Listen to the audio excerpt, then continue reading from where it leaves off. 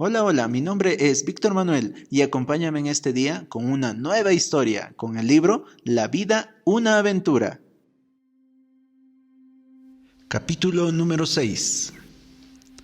El grupo Donner.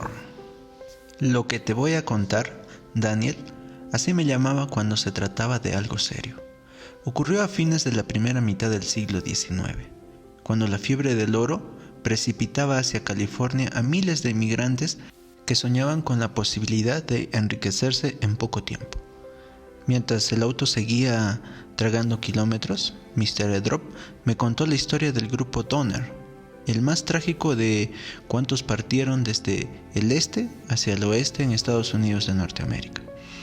Contrariamente a lo que buscaba la inmensa mayoría, el grupo Donner estaba formado mayoritariamente por granjeros de Springfield, Illinois, de buena posición económica, atraídos por la noticia de la feracidad de la tierra, la belleza del paisaje y el clima suave. Se agruparon y organizaron para viajar juntos hacia el oeste, la soñada tierra de promisión. Promediaba el año de 1864, cuando 89 personas, hombres, mujeres y más de 20 niños, partieron en 20 carretas tiradas por bueyes, con un extra de caballos, vacas y perros. Sabían que era imprescindible llegar al destino a más tardar en los primeros días de noviembre, antes de que las tormentas de nieve bloquearan la ruta, si así podía llamarse a aquellos pésimos caminos. George Donner, un próspero granjero de unos 60 años, amable y gentil, que viajaba con 3 carretas en las que se ubicaba su numerosa familia de 14 hijos, fue elegido el líder del grupo. Otro líder natural era un tal Reed, más joven que Donner. Tenía un porte más aristocrático que los demás, como que era descendiente de la nobleza polaca. Él viajaba con su esposa inválida, para quien buscaba un clima más benigno. Reed no fue elegido para dirigirlos porque los miembros del grupo miraban con más simpatía que el granjero, como ellos, pero en realidad Donner y Reed compartieron las decisiones más importantes. En los atardeceres detenían la marcha y cada cual se ocupaba de lo suyo. Los hombres ponían a descansar a los animales mientras las mujeres cocinaban en improvisadas fogatas y los niños, cansados de estar quietos todo el día, correteaban a sus anchas. Muchos no habían visto nunca una montaña y ese espectáculo les hacía sentir que estaban vivos, viviendo una nueva experiencia. El primer lugar donde se detuvieron fue en las márgenes del río Little Sandy. Allí, clavada en el tronco de un árbol, encontraron una carta abierta para los inmigrantes. El firmante, un tal Latford Hastings, aconsejaba a los viajeros tomar la ruta de la izquierda, que iba a California, pasando por el valle del lago Salado, con lo que ahorrarían unos 645 kilómetros y también posibles dificultades, ya que en la ruta de la derecha, por Oregon, podrían tener problemas a causa de la guerra que había entonces entre México y Estados Unidos. Hastings aseguraba haber hecho el viaje 3 veces por la ruta de la izquierda, los 3 con éxito. Había escrito además un libro sobre el tema, lo que le valió que a ese camino se lo llamara la ruta de Hastings. Permanecieron 4 días en Little Sandy para analizar qué le convenía hacer. Lamentablemente, lo que ignoraban era que en los alrededores alguien tenía una carta que un amigo de Reed, Edwin Bray, le había enviado por medio de otro amigo que había pasado por el fuerte en un tren de carga, y que había dejado la misiva en manos de un indio mexicano de apellido Vázquez. En esa carta el amigo de Reed insistía en que de ninguna manera fueran por la ruta de Hastings, porque había que subir y bajar montañas, atravesar ríos y cruzar profundos cañones. Eso solo podía hacerlo un hombre a caballo, pero esa carta nunca le fue entregada. Partieron de Little Sandy el 20 de julio de 1846 por la ruta de Hastings. Pronto empezaron las dificultades. Las sendas eran extremadamente pedregosas y los bueyes avanzaban muy lentamente. Las carretas se entremecían permanentemente En algunos tramos era imposible avanzar por lo pedregoso del suelo y debieron rellenar los huecos con ramas que arrancaron de los árboles cercanos. Tras tantas dificultades, finalmente llegaron al valle del lago Salado.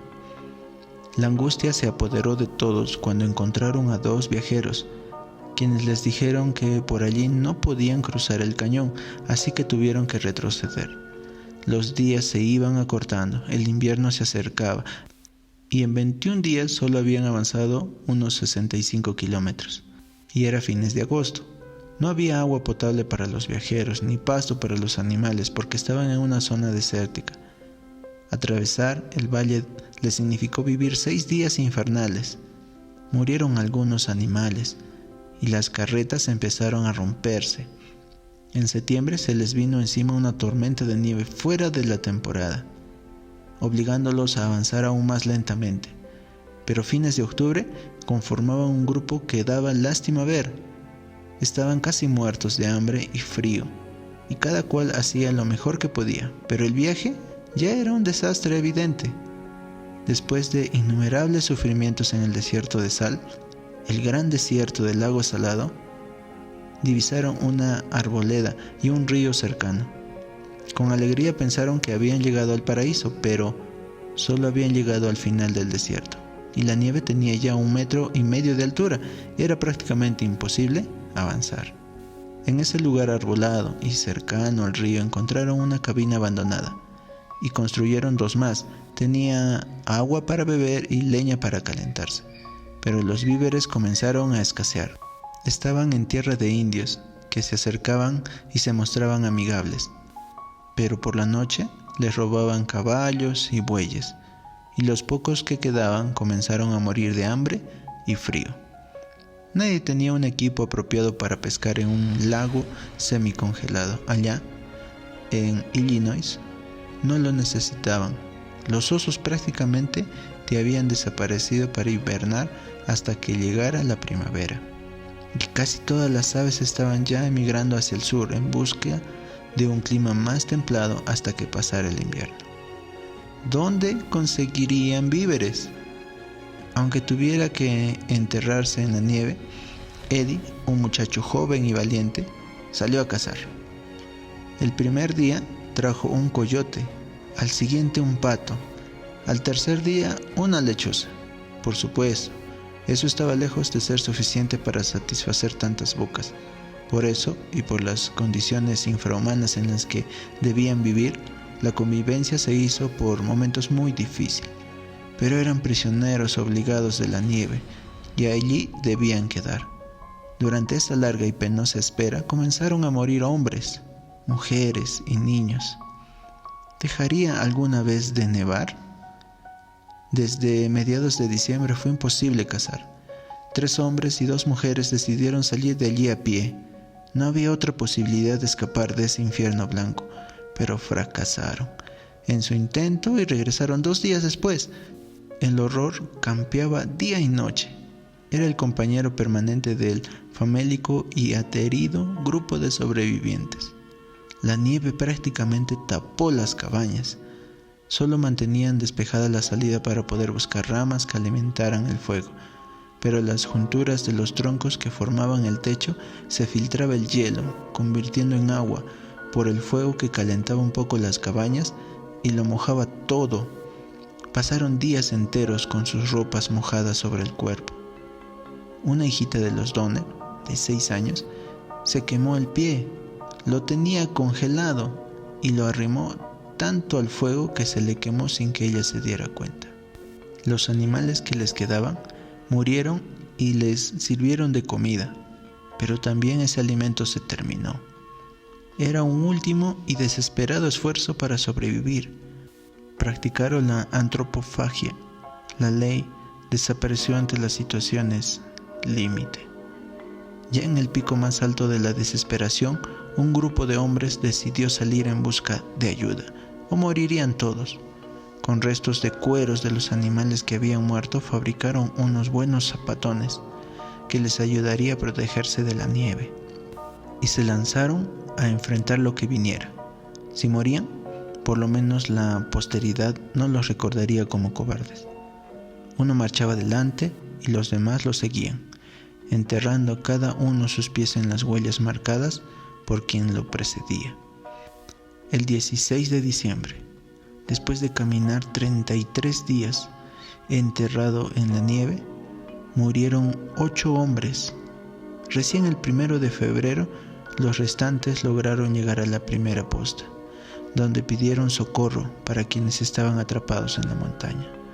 Y los hombres de California respondieron de inmediato. Se organizaron patrullas de rescate formadas por voluntarios. Era una tarea más que peligrosa. Además de los riesgos de lluvias y tormentas, características de esa época del año, había que conducir a pie a un grupo de moribundos, entre ellos a más de 20 niños, los más pequeños de los cuales debían ser llevados en brazos. No había en ese entonces otra manera de realizar el salvataje, que concluyó recién a mediados de marzo. En ese desastre, el peor en los registros de la migración hacia el oeste estadounidense, murieron 42 personas y 47 sobrevivieron milagrosamente. La mayoría de ellos vivió el resto de sus días en lo que hoy es San José y sus alrededores, cerca de donde estamos ahora. Hasta aquí no había interrumpido a mi abuelo, absorto en su relato y tratando de imaginar mentalmente el horror que le tocó vivir a esa pobre gente. Cuando terminó, solo atiné a decirle: abuelo, casi me siento avergonzado de viajar tan cómodamente sentado y, como si fuera poco, con aire acondicionado. Yo también, Dani. Pero ya que nuestra vergüenza no puede ayudar a uno solo de ellos, quizás nuestro mejor homenaje sea que ellos nos ayuden a nosotros. Abuelo, hace 1 siglo y medio que están muertos. Lo sé, muchacho, lo sé. Pero estoy pensando en cómo nos puede ayudar a nosotros la experiencia de ellos. ¿No se te ocurre algo? Inteligencia no te falta, chico. Gracias, profe. Por el momento le tengo fastidio a ese Hastings, que con su carta los aconsejó tan mal, y al indio cabeza de viruta, que no le entregó la carta a Reed, porque esa carta le hubiera salvado de esa horrible experiencia. Muy bien, Daniel. Ya tenemos la punta del ovillo. Antes de aceptar un consejo debemos estar seguros de quién es el que lo da. A ver, saca la Biblia de la guantera y busca en Proverbios 12:15. Y leí: el camino del necio es derecho en su opinión. Si mi consejero es un necio, Daniel, su consejo posiblemente también lo sea, y voy a terminar mal. Muchos se han metido en las drogas por hacerle caso a un mal consejo. ¿Es tan lindo sentirse transportado a un mundo mágico?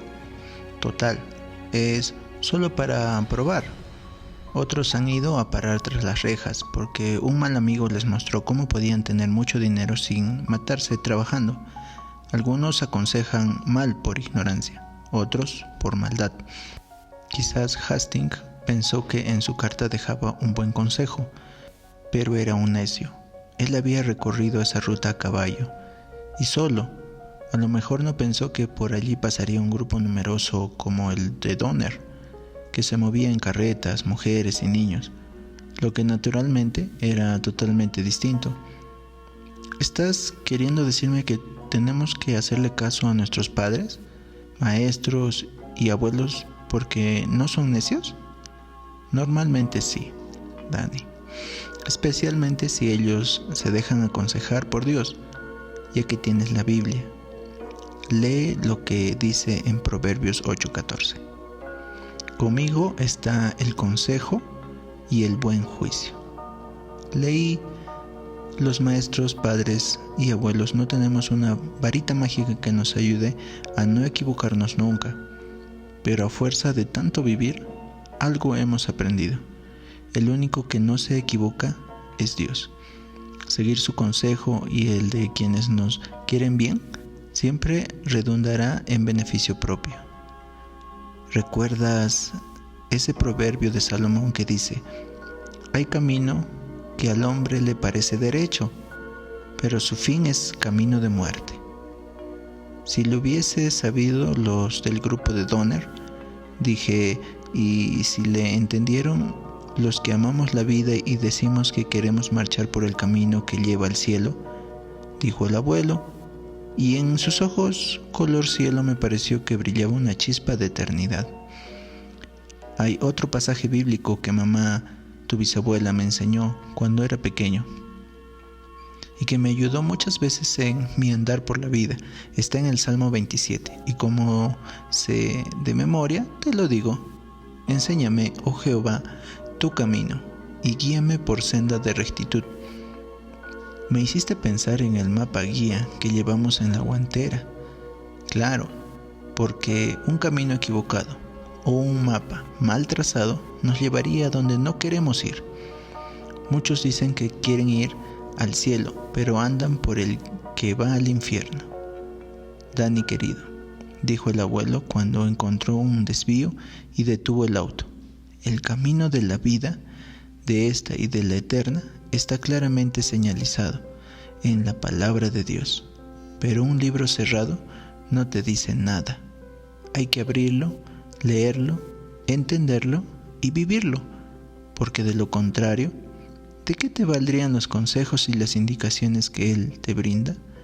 Si te dice que gires 180 grados, pero no quieres hacerlo porque quieres seguir en tu propia dirección, ¿qué te pasará? Quizá chocaré y me romperé la crisma, o quizá moriré en el fondo de un precipicio. No siempre podemos comprender de inmediato por qué Dios nos aconseja que hagamos lo que Él dice que hagamos. En ese punto la fe tiene que jugar un papel importantísimo. Creer en serio que el Señor quiere lo mejor de lo mejor para nosotros. Encomienda a Jehová tu camino y confía en Él, y Él hará, escribió David en uno de sus salmos. ¿Te gusta? Me gusta, abuelo. Y te digo más, me parece que voy a poner en práctica este consejo cada mañana. Magnífico, muchacho. Siempre lo primero debe ser lo primero. A fin de cuentas, si será para nuestro propio bien, ¿por qué no hacerlo? Y hablando de caminos, ¿seguro que no te equivocaste? A lo mejor vamos a parar en Alaska. No, sería mala idea ir a Alaska. Podríamos ver maravillas allí, pero por ahora nuestro destino es otro. ¿Te fijas, por favor, si los indicadores que vamos encontrando en la ruta se corresponden con el mapa guía? Porque ahora tenemos que seguir andando y me parece que nos falta poco para llegar al lugar histórico. Y si estábamos cerca, cuando el auto se detuvo, bajamos y caminamos en silencio casi irreverente hasta el lugar abierto en el bosque, donde hay algunos restos de lo que fue el refugio del grupo Donner en aquel interminable invierno de 1846 a 1847. Piedras de regular tamaño están un tanto desparramadas y restos de quién sabe qué artefactos señalan con su impactante silencio el preciso lugar de la tragedia. Hay una roca grande y sobresaliente, que es la que usó Eddie Murphy como una pared contra la cual construyó su precaria cabina, y que preserva ahora en una placa los nombres de los que integraron el grupo de Donner. En todo esto lo que queda y se conserva en memoria de quienes sufrieron lo inenarrable, muchos hasta dejar sus cuerpos sepultados en la nieve, solo por haber sido mal informados, mal aconsejados, y por quien podía entregarles la carta con la advertencia que los salvaría. No lo hizo, y no preocuparnos por dar un mensaje que puede salvar vidas para la eternidad es aún quizá peor. No siempre lo que nos parece lo mejor lo es, Dani, sentenció don Pedro, y tenía razón. Antes de regresar al auto pasamos por un negocio que ofrece souvenirs del lugar, y mi profe me compró un libro de más de 300 páginas, el cual relata las aventuras y desventuras del grupo Donner, escrito por George Stewart. En la dedicatoria escribió: cuidado con aceptar cualquier consejo. Por primera vez en la vida sentí como que el corazón se me hacía añicos. Ahora quería encontrar tiempo para leer el libro, si fuera posible, de un solo tirón.